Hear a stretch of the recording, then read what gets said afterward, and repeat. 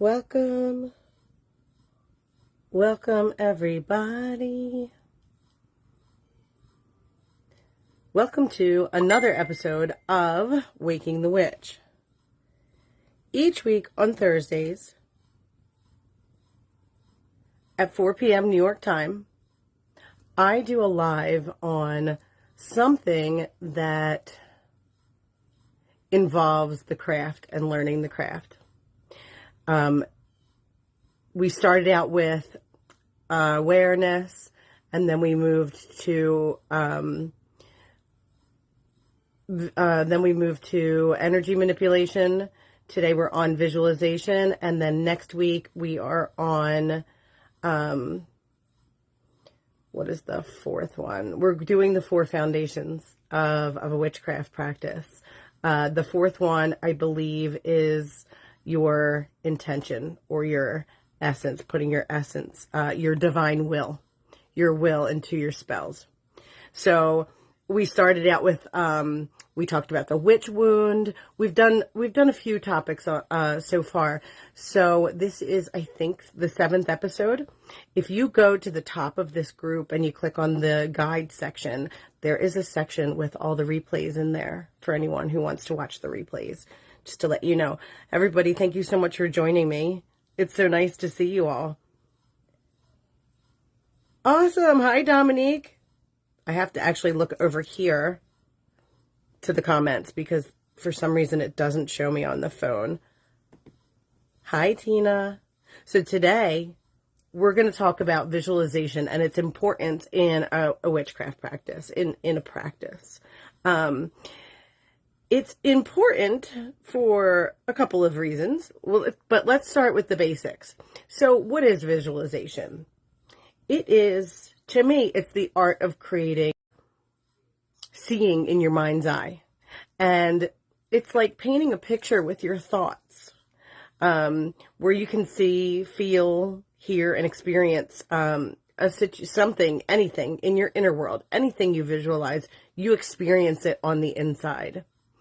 Now, the internet here is really misbehaving, and I'm going to have to pay to have someone else come out and put their internet here. So I apologize if I disappear off and on. Let's hope that it stays okay for now. Yeah. Anyway, I was saying that visualization is essentially the cornerstone of your craft because it's how we bring our intentions to life. It's the glue that holds together our spells and our rituals, infusing them with energy and the purpose that we have with our intention. So while spells and rituals involve a lot of physical action and moving parts, the intention is to infuse them with our energy, with our purpose, and really with the essence of the desired outcome. And so it's really important because it's the mental roadmap that guides your energy and your intention toward your desired outcome. So here's the steps to creating a spell. First, you identify your intention or your desire, right? So whether it's for protection or for love or for healing or for something else, you are intending to manipulate energy on the inside of you and on the outside, in the outside world, in order to create some kind of event or physical thing or whatever it may be happening in the outside world, right? So we're manipulating energy. And then you choose what kind of tools that you want to use, what kind of craft that you're doing, any symbols that you might want to use, or different words possibly that might resonate with your intention. Sometimes the style of the words that I use in an incantation will resonate with the frequency of the spell that I'm doing, of the outcome that I want. And then you have your visualization. And this is where the visualization really shines in the craft. If you envision the outcome that you want with crystal clarity, feeling as if it's already happening, it's already here, you've already got it, that is basically the most important part. That and the intention of what you want to outcome. Because witchcraft at its core is a practice of intentional manifestation. It's about using your energy and your intention to bring your desires into the physical realm, into reality, into your reality. And it's a bridge between your intention. The visualization is a bridge kind of between your intention and the thing that you want to manifest. And so it helps you to align your energy with your goals and your desires and the events that you want to see happen in the world. For those starting out, I'm going to give you a couple ideas of some simple exercises or steps that you can take to start a visualization practice. And I would say keeping it simple is probably the best way to start. Closing your eyes and picturing a favorite place, something that you know very well that won't be hard for you to imagine what it looks like, something that's real is a good way to start, because it's easier to get a vision in your mind and get a picture in your inner world of something that you know very well, and that exists and that you've experienced. And then you practice that way, right? And then, later on down the line, you can try to visualize things that you use your imagination for. But in the beginning, it's a really good idea to start out with a place or a thing that you know very well, or like a cherished memory that you know in great detail. That's a good way to practice. Grounding exercises to build your skills is also important. And I talk about grounding. I do talk about grounding in one of my videos. If I can find that video, I will put it in the group for you guys as well to watch. But it's simple. You can just simply close your eyes and take a couple of deep breaths and just imagine that you have roots growing out of your legs, and they're growing through the bottom of your feet, and they're going down into the earth through all the layers of dirt and all of that, all the way deep down into the center of the earth. And then you anchor yourself to the core of the planet. And then you just imagine the energy coming from the planet up into your body and filling your body with energy. So that's a quick grounding exercise that you can do. So yeah, the visualization is so paramount to your practice because the core purpose of magic is manifestation. And the two kind of share the same heart and soul because they're about using your energy, your intention, and the power of your mind to shape your intention. And that's where your essence comes in as well. That's why it's so important to use visualization, because it really helps bring up the emotion and the essence of your desire so that you can then use your intention to focus that into your spell. Whether you call it magic or manifestation, it's pretty much the same thing. I think magic and manifestation are the same thing.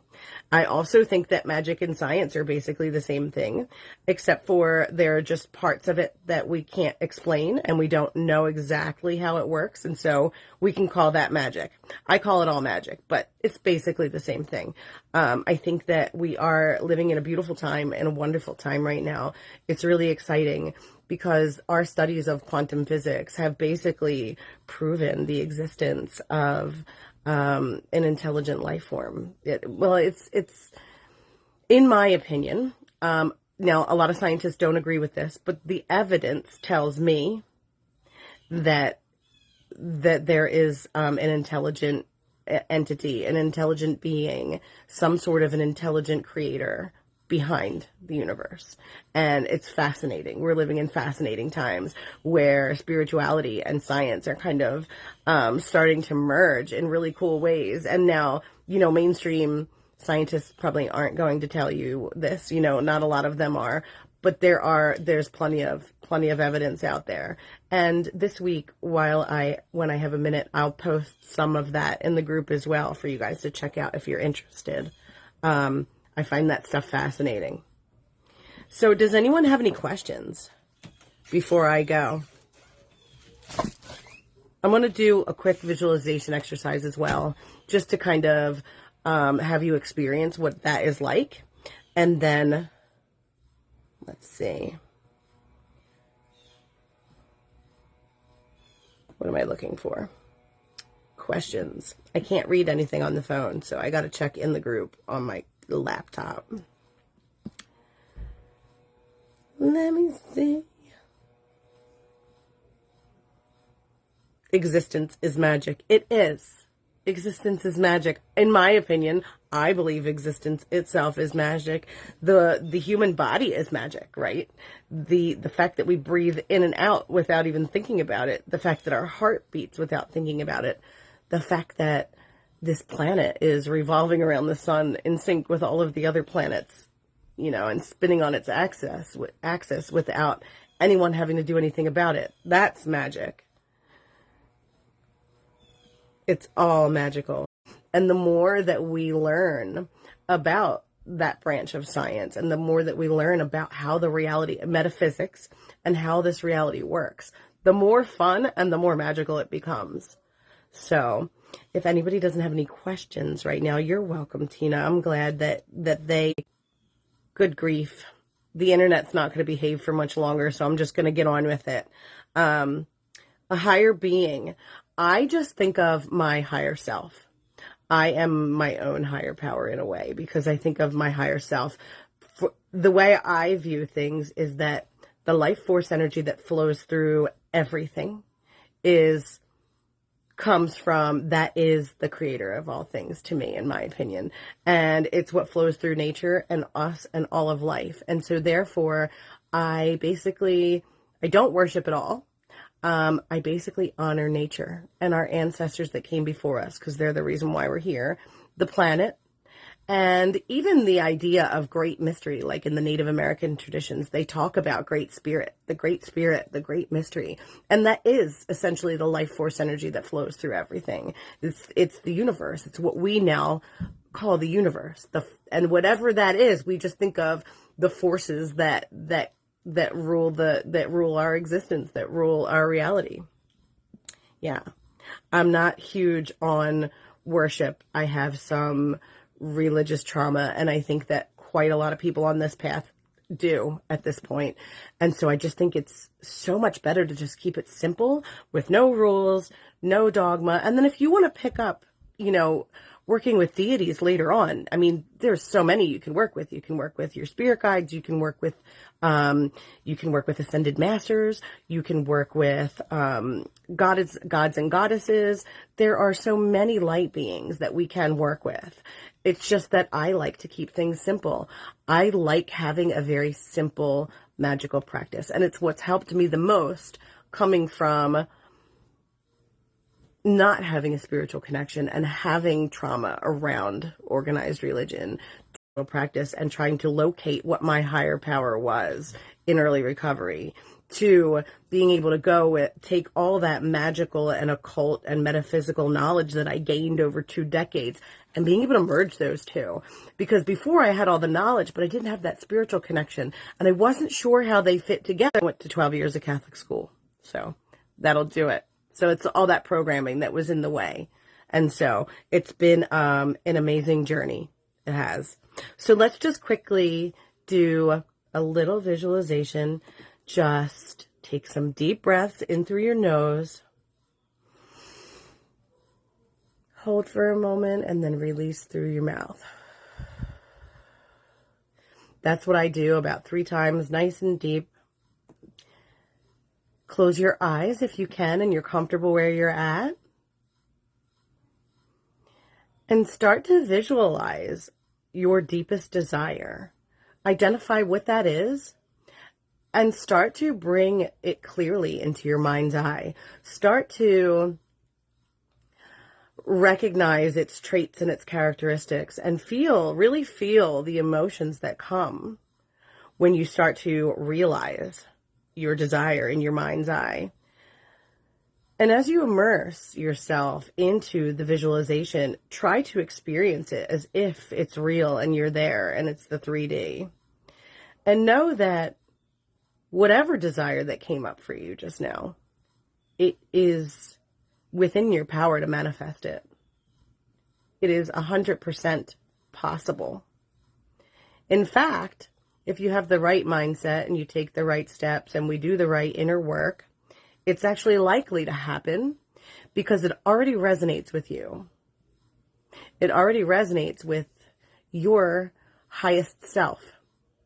And so It's not really the thing that you desire that you have to get into, that you have to match with the vibration of. It's your higher self that you have to match the vibration of, because you wouldn't be interested in it if it wasn't already a match to you, if that makes sense. And just trust that your intention and that your energy and your essence and your desire is enough to make your desires come true. And just feel through what it would feel like if this was your reality right this moment. Imagine that you have this thing, that you are in this place, that the event has already happened.